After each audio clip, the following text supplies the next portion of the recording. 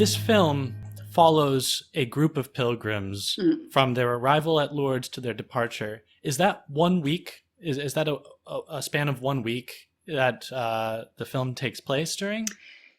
Not exactly. Mm. All of the pilgrimage takes place during 1 week. Okay. Okay. But you know, we spent almost 6 months there, and we followed at the end. We followed seven different pilgrimage I see. from April to October, the last one, and it was different pilgrimages. Because while I was writing the scenario, I wanted to offer the best picture of what Lourdes is exactly. It not only bring very religious people, you know, well mannered. You have everything. You have the bikers pilgrimage, you have the firefighters pilgrimage, you have the gypsies pilgrimage, you have everything, you know. Yeah. Wow. Yeah. So we chose seven of them, and it was not an easy task, you know. It was very complicated, and it took me almost 6 months to find all the people, and they were not together when we filmed them. Right. So they don't know each other. Well, I at that see. time, they didn't know each other, not at all. And what was this process like of deciding which stories to follow or groups to include in the film? It was very complicated. Yeah. Okay, as I knew this place, which was really important, because you need to be an insider to.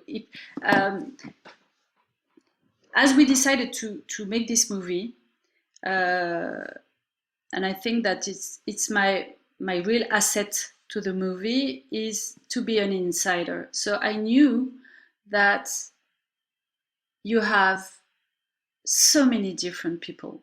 You have CEOs of big companies. You have people who are struggling by the end of the month because they have only $20 left, you know, in the bank. So I really wanted to have people from different backgrounds. So, and as you saw it, for instance, we have prostitutes, and it's the highlight of their year. It's really the highlight of their year, and people didn't know that prostitutes had a pilgrimage, for instance, you know. And by that, I wanted to show that it's a place for everyone. While you are in front of the Holy Virgin, we are all the same. No matter how much money you have in your bank account, or so it was a guideline for us, you know, to show this diversity and a human to go very deep in the human condition, you know, because at the end of the day we are all full of hopes, struggling also with some, you know, I don't know, whatever makes your life, problems or sadness, and we are all the same. We are in the same poverty in front of the Holy Virgin. So that's why I try to have a full range of different people to show the diversity of this place. And how did you go about explaining and convincing some of these people to kind of let you into these private moments, and particularly to say their prayers out loud? It's a very good question. We didn't want to have voiceovers. Yes. As maybe you have noticed, because well, we didn't want to. But what is more intimate than a prayer, you know? And they were praying, but in their heart. And at some point, we asked them, and especially, you know, the father, Patrick, of these two little boys, we asked him, we are deeply sorry, but do you mind saying your prayer out loud? And he said a big yes. And I think Wow. it changed everything in the movie. Wow. Yeah. Because you go. And we said we thought his prayer was the most, not to like judge people's prayers, but I thought his prayer was like the most. It felt the most like a prayer, like a real. Yes. This is what prayer is. This is what prayer should be. Yes, because he's so. You know, it's really hard for them. They have two boys. The little one who stays at home is with a fatal condition. He has a disease which is called the epidermolysis bulleuse in French.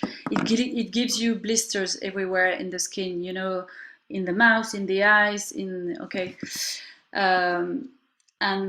Jean-Baptiste, who is the one with whom he goes to Lourdes, has another. It's a genetic disease. It's not fatal, but it's quite complicated for them. And Patrick is so moving. You know, he's a military guy. He's very, you know, strong, straight, like a guy who is in the army, you know. So he was really moving because when we filmed him, he was so much in pain, you know. He was asking for everything. He was nothing was more important than his two sons, and I think that we succeeded in showing it. And yeah. And you said this move to ask one person to pray out loud, you said this changed everything. Can you expand on that a little bit? Yes, because again, it was, what is more intimate than a prayer? You know, you can follow people, filming them, going to the procession, or, you know, organizing their pilgrimage, but what is really inside their heart?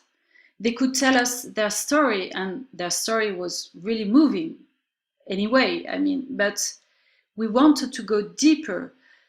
What brings millions of people to Lourdes? It stands in the bottom of your heart. So that's why at some point we understood that we needed to ask them to pray out loud in order for the people to understand better what were their hopes or their struggles, or Yeah. Well, it's interesting because, you know, when you go to Lourdes, you talk about being in front of the Virgin, but you're obviously not seeing her. You're not seeing her like Bernadette did. So you're dealing with two invisible things, right? That's the human heart and the prayers that people are saying, and the Blessed Virgin herself. And you can't just ask her to make herself visible for a film. So you can at least ask the people to make their prayers audible. And then you get one part of the invisible reality that is at Lourdes.